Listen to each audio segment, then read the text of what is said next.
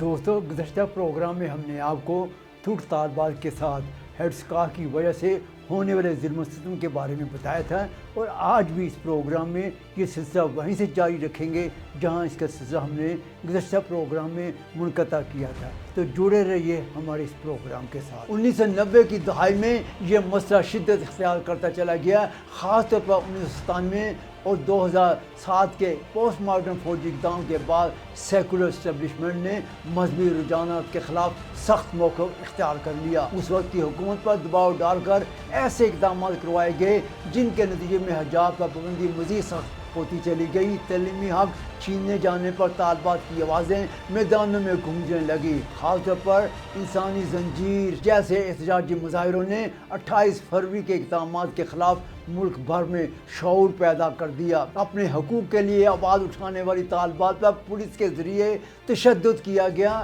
اور اس کی شدت میں وقت کے ساتھ ساتھ اضافہ ہی ہوتا چلا گیا۔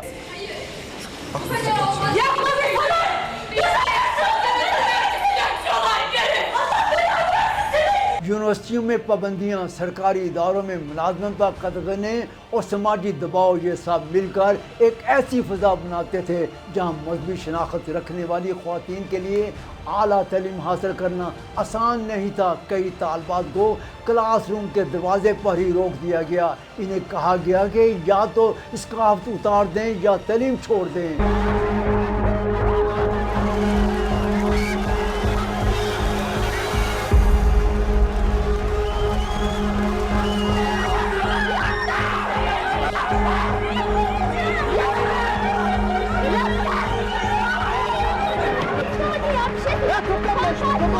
اس فیصلے نے ہزاروں خواب توڑ دیے۔ کئی ذہین طالبات بیرون ملک چلی گئیں، کئی نے گھروں میں بیٹھ کر اپنی تقدیر قبول کر لی، اور کئی ایسی بھی تھی جن کے خواب ہمیشہ کے لیے چکنا چور ہو کر رہ گئے۔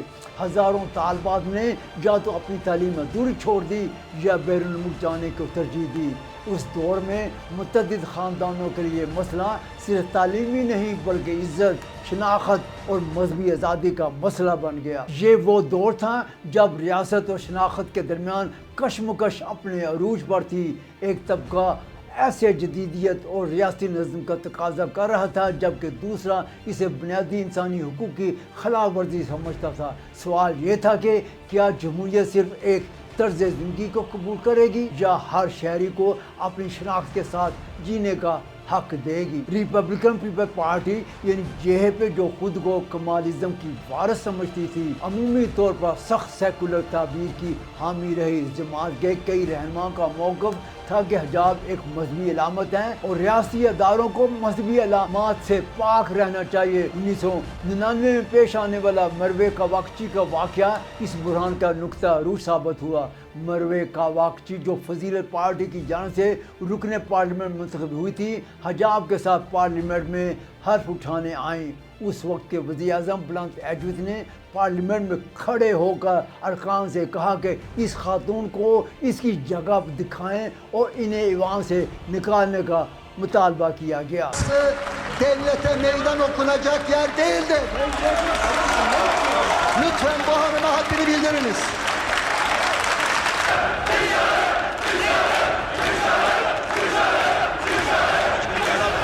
یہ منظر براہ راست نشر ہوا اور ترکیہ سمیت دنیا بھر میں موضوع بحث بنا۔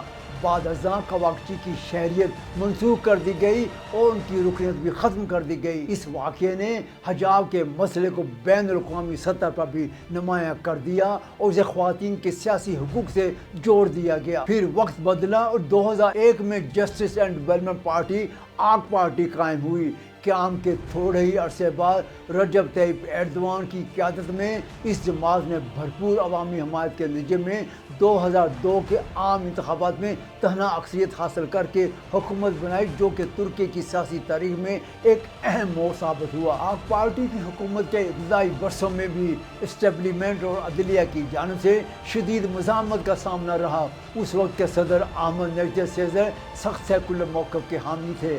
2007 میں صدر صدارتی انتخابات کے بحران اور فوج کی جانب سے جاری ای میمورنڈم نے سیاسی کشیدگی کو عروج پر پہنچا دیا۔ 2008 میں پارلیمنٹ نے یونیورسٹیوں میں حجاب پر پابندی نرم کرنے کی آئینی ترمیم منظور کی گئی، مگر آئینی عدالت نے اسے کالعدم قرار دے دیا۔ 2010 کے ریفرنڈم کے بعد عدالتی و آئینی ڈھانچے میں تبدیلیاں آئیں، رفتہ رفتہ انتظامی سطح پر حجاب پر عائد پابندیاں نرم ہونا شروع ہوئی۔ 2013 میں سرکاری اداروں میں ہیڈ اسکارف پر پابندی ختم کرنے کا باضابطہ اقدام کیا گیا۔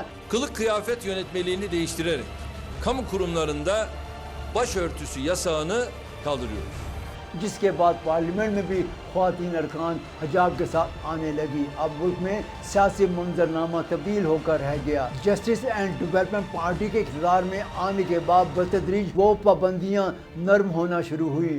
اکتوبر 2013 میں اس وقت کے وزیر اعظم رجب طیب ایردوان نے جمہوری پیکج کے تحت سرکاری اداروں میں حجاب پر پابندی کے خاتمے کا اعلان کر دیا، اور یوں پارلیمنٹ میں بھی اسکارف پہننے والی خواتین کی موجودگی معمول بنتی چلی گئی۔ یہ تبدیلی صرف ایک قانونی اصلاح نہیں تھی، بلکہ ایک علامتی موڑ تھا، ایک ایسا موڑ جس نے ماضی کی محرومیوں کو اطراف میں بدل دیا۔ ترکی میں حجاب کا مسئلہ محض ایک پالیسی کا تنازع نہیں تھا، بلکہ یہ ایک نسل کی قربانیوں کی داستان ہے۔ ہزاروں طالبات نے اپنی تعلیم، کیریئر اور ذہنی سکون کی قیمت ادا کی۔ ان کی جد و جہد نے ترکی میں مذہبی آزادی اور شہری حقوق کی بحث کو نئی جہت عطا کی۔ یہ پس منظر اس بات کو سمجھنے کے لیے ناگزیر ہے کہ آج بھی جب کسی خاتون کے حجاب کی بنیاد پر تنقید یا تہذیب کا سامنا کرنا پڑتا ہے تو رد عمل محض سیاسی نہیں بلکہ تاریخی ہوتا ہے، کیونکہ اس کے پیچھے ایک طویل جد و جہد، آنسوؤں اور محرومیوں کی داستان موجود ہے۔ دوستو، اس کے ساتھ ہی ہمارا آج کا یہ پروگرام اپنے اختتام کو پہنچتا ہے۔ اگلے پروگرام کو ہم اسی موضوع کے ساتھ جاری رکھیں گے۔ اس وقت تک اپنے میزبان ڈاکٹر فرقان حمید کو TR اردو انکر اسٹوڈیو سے اجازت دیجیے۔ اللہ حافظ۔